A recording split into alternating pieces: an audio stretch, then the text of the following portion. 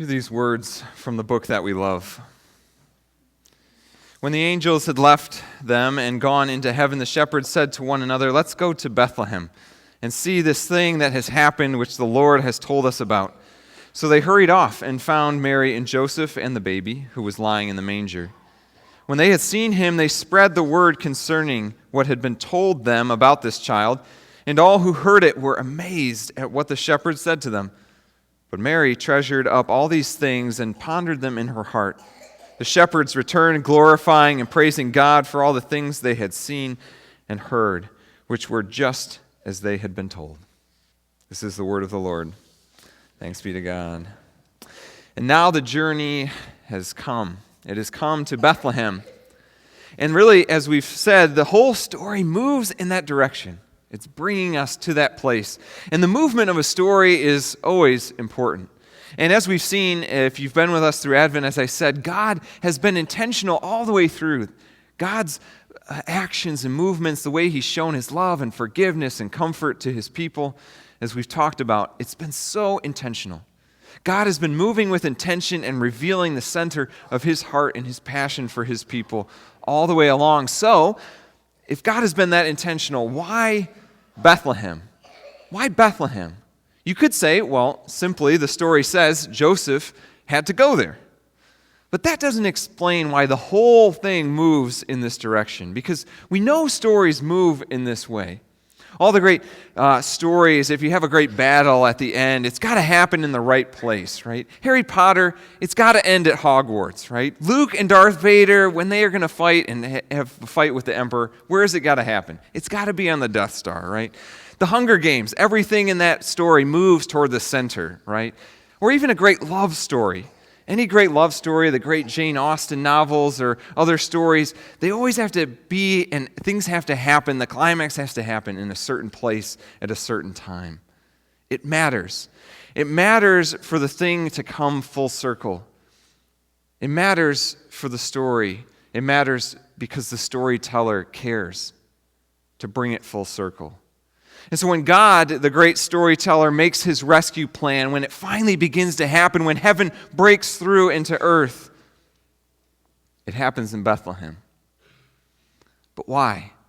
Why does this, the greatest of all rescue adventures, the most intense and important of all love stories, why Bethlehem? It's not a huge and important city. It's not a center of a capital like Samaria or Jerusalem. It's not a center of trade or even of worship. So why? Because it ties the whole story so beautifully together. I mean, why does Joseph have to go there? Because Rome says he does. And the Roman Empire rules because what they say goes. There is no power greater than the mighty Romans. And the might of Rome is unmatched. And it demonstrates their power to tax, to rule, to count their countless citizens. And Joseph and Mary are some of those, and they must go to their hometown. And so this reminds us of what is at stake. That God's people are under a foreign rule, and where is their God? Where has been their God for the last centuries? Can even the Lord do something about this? About Rome? Or is Caesar, as he claims, really the Son of God? So Joseph must go to Bethlehem because Rome says so. And because, like all the Romes then and now, Rome is drunk enough on its power and fixated on itself enough to think that it actually controls the story. And oh, how Bethlehem would prove them wrong. So Joseph must go because he is from David's house. And Bethlehem is David's city. David is from there. David is a reminder to us, a reminder of the great rule of the kings of Israel. David is a reminder of prosperity and freedom, the nostalgia for the days when God's hand seemed to be more fully upon His people before exile, before the Romans.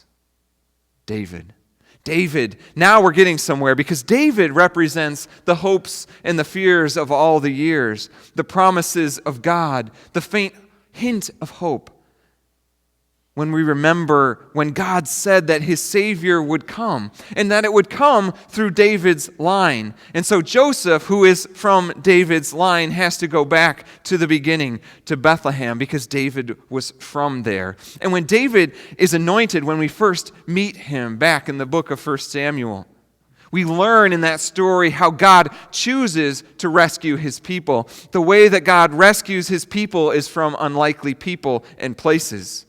So he calls out the house of Jesse. Jesse is David's father, and he says, the great prophet Samuel says, line up all of your boys, line up the brothers, and they all come out strapping and handsome in the streets of Bethlehem. And Samuel, the great prophet, looks down this row of handsome, strong leaders, and he says, no, not any of them, not these. God has something else in mind, not through the strong or the beautiful. He says, where is your other son? And the family basically says, I don't know. But God knows. And God will choose the weak, the forgotten, to inherit it all. And so David, but it's not about David, is it? David himself is part of this larger story. He's the son of Jesse, and Jesse is the son of Obed, and Obed is the son of Ruth. Ruth, how God uses the grit, perseverance, and the kindness and boldness of Ruth to bless his people. How all of this is the culmination of an even longer story of how Ruth herself ended up in Bethlehem because God had protected Bethlehem from the famine, and how God had wanted to bless this poor, broken, foreign woman. So they go to Bethlehem, she and Naomi. They go to Bethlehem, which means the house of bread. God provides bread for his people. God's provision comes in the simplest of things, the kindness of strangers, the calling of a king who is chosen based on his heart and not his might, the providing of bread when people are hungry. God works in the smallest of things, the hope of the prophets who said David's promises will come true, and they said it even when the people were in exile. Do not give up hope, they said. Even the smallest faint of hope is a sign that God is still with us. God works in the smallest of things, in the smallest of people, in the smallest of places, in Bethlehem. How still we see thee lie, Bethlehem. Bethlehem, not the pomp and the glitter of Rome and the processions of the Caesars coming down the streets, or even in the sacred worship spaces of Jerusalem. No, the humble origins of Bethlehem. Bethlehem, which is only a few miles from Jerusalem, it sits in Jerusalem's shadow. And Jerusalem may as well sit in Rome's shadow. God shows up in the shadows of the empire. The streets were dark. Don't picture it with glowing halos. The streets are dark, but in those dark streets shineth the everlasting light. And the baby lies in a manger. Sometimes we picture all of these stories when they do come full circle. They move toward the mountaintop, toward this great battle or great climax. They all move upward into the glittering stars. And in a sense, this story does too. But in another sense, it doesn't at all. It ends up in a manger in the streets of quiet, dark Bethlehem. This night is a reminder that God's ways move toward the places forgotten. They move toward a humble family staying in the guest quarters and a baby in a manger. God is not always just moving and calling us away from the humble things to the sparkling glory. God might call us to move toward Bethlehem. Simple, beautiful, humble Bethlehem. Might God call you to move to the forgotten people around you? Those that only still cling to a sliver of hope, the faint echo of a promise. Bethlehem, you will be remembered. The broken places that you've ignored maybe in your city or in your heart. God hasn't forgotten. This is how God has been moving. This is the long journey, and God has been pushing this all along. God is on the move. And so tonight, I ask you, where is your life moving? What passion and purpose is driving you along your journey, which is not really your journey, but is God's journey that you get to be a blessed part of. God was not content to sit still. That's what we've been talking about all Advent. And so we have to ask ourselves, where is God moving now? And how can you follow? Are you brave enough to follow?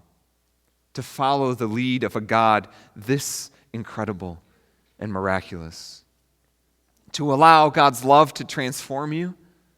Is your life being lived with this kind of focus, this kind of passion to glorify God and enjoy Him forever? God's movement was toward us, toward love, toward Bethlehem.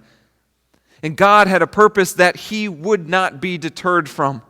It has taken centuries to move toward Bethlehem. And on the surface, the outcome, it didn't seem like much at the time. A baby. But the surface, as we know, and we learned in David's story, the surface isn't what matters. For we know what really happened. God had arrived. God was demonstrating once and for all His desire to be near to us, to enter the Bethlehems of our world, of our hearts. You might not think you're much, but then again, neither did Bethlehem.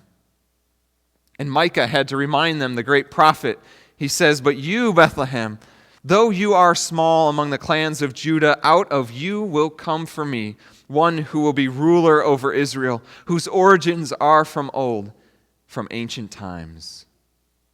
God wants to dwell with us, with you. So what are you waiting for? Move toward that full life, the life that lies in that manger, that full hope that Rome is not the final word, that full work that God has for you, that labor of love that God is calling you to. Move toward it tonight. For God has already moved toward you. And nowhere is that expressed better than in the words of John chapter 1, which I would invite Jen to come forward to read for us tonight.